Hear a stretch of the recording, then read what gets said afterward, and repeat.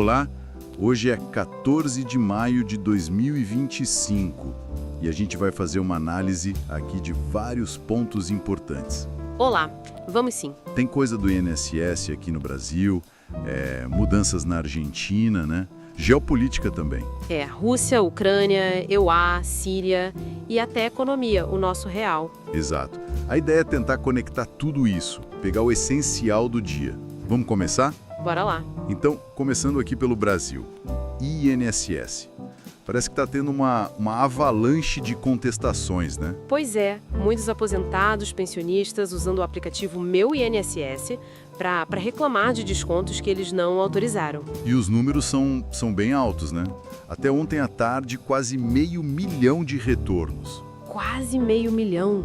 E o mais impressionante, 473.940, ou seja, 98,6% disseram que não reconhecem a cobrança e pediram o dinheiro de volta. Além do volume, é como a tecnologia, o app, facilitou essa resposta rápida, né? Totalmente.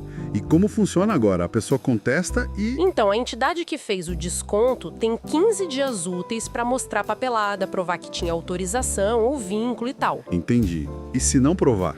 Aí, ou se a entidade preferir já resolver, o dinheiro é devolvido via Guia de Recolhimento da União. A GRU vai para o Tesouro, que repassa para o beneficiário. Ah, tá. Faz sentido. Isso veio depois daquela operação da PF, da CGU, né? Exatamente. Mas mostra também, assim, um novo jeito do cidadão fiscalizar, né? Usando tecnologia. É interessante. Com certeza. Bom, mudando de assunto, vamos para a Argentina. O governo Milei está sinalizando regras bem mais duras para a imigração. É o que está aparecendo. Deve sair um decreto oficializando, mas já anunciaram várias coisas. Tipo o quê? Olha, cobrar por saúde pública de quem não é residente permanente ou está irregular, turista vai precisar ter seguro médico, universidade pública podendo cobrar mensalidade de aluno estrangeiro. Sério? Isso pega muito brasileiro, imagino. Pega demais. E ainda tem deportação para quem cometer crime, barrar a entrada de condenado, até para conseguir cidadania ou residência permanente vai ficar mais difícil. Nossa. E qual a justificativa deles para tudo isso? Oficialmente, é para garantir que o dinheiro público vá para quem paga imposto lá. Eles citam os gastos altos com saúde para estrangeiros, tipo 57 milhões de reais no ano passado. E falam também de 1,7 milhão de imigrantes em situação irregular nas últimas décadas. Para eles é uma questão de gestão de recursos. Entendo o argumento deles, mas o impacto para os brasileiros, que são muitos lá, mais de 90 mil em 2023. É direto. Muitos já estavam saindo por causa do custo de vida subindo, né? Aluguel, essas coisas. Agora, com essas regras... Complica mais. E pensando num quadro maior, essa política... ela se encaixa numa tendência que a gente vê em outros lugares também, né? Pressão econômica levando a políticas de imigração mais restritivas, mais nacionalistas. Um contraste grande com outras épocas da própria Argentina, inclusive. Bem colocado. Agora, geopolítica. Duas coisas rápidas, mas interessantes. Primeiro, a reunião de paz Rússia-Ucrânia na Turquia. Tá bem incerta, né? Pois é, o Kremlin divulgou a lista da delegação russa e... cadê o Putin? Ele não tá na lista. E aí é que tá o problema, né? Porque o Zelensky, presidente da Ucrânia, disse que só iria se o Putin fosse. E o Putin, a Ucrânia interpreta como falta de interesse real da Rússia em negociar a paz de verdade.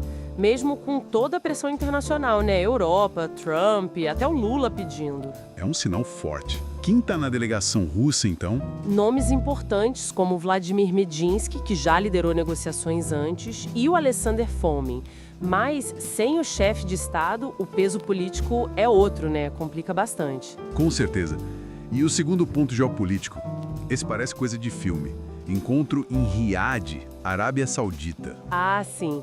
Entre o Donald Trump, presidente dos Estados Unidos, e o Ahmed al-Shara, que é o presidente interino da Síria agora. E o al-Shara era procurado pelos Estados Unidos até outro dia. Uma revolta em tanto. É histórico. Primeira vez em décadas que líderes dos dois países se encontram assim. E veio logo depois dos Estados Unidos suspenderem sanções contra a Síria. Muita coisa mudando rápido.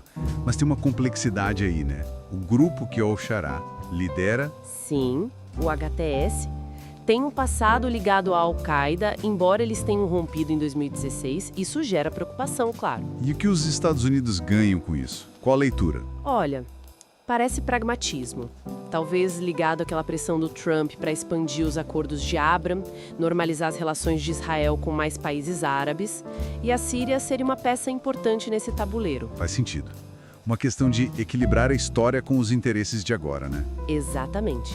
É a diplomacia na prática, muitas vezes cheia dessas contradições aparentes. Bom, e para fechar, vamos falar de economia. Uma notícia boa para o Brasil, pelo menos. Opa, qual? O real foi a quarta moeda que mais se valorizou em relação ao dólar este ano, em 2025. Subiu 10,1% até ontem, dia 13. Olha só, interessante. Quem tá na frente? Segundo o ranking da Austin Rating, é o rublo russo, o cedi de Gana e a coroa sueca. Mas quarto lugar tá ótimo, né? Com certeza. E tem explicação para essa valorização, o que a Austin Rating diz. Eles apontam 4 fatores principais. Primeiro, a percepção de que o risco externo diminuiu um pouco. A inflação nos Estados Unidos parece estar mais controlada, o que pode levar o Fed, o Banco Central Americano, a cortar juros lá na frente. Ah, isso sempre ajuda moedas emergentes como a nossa.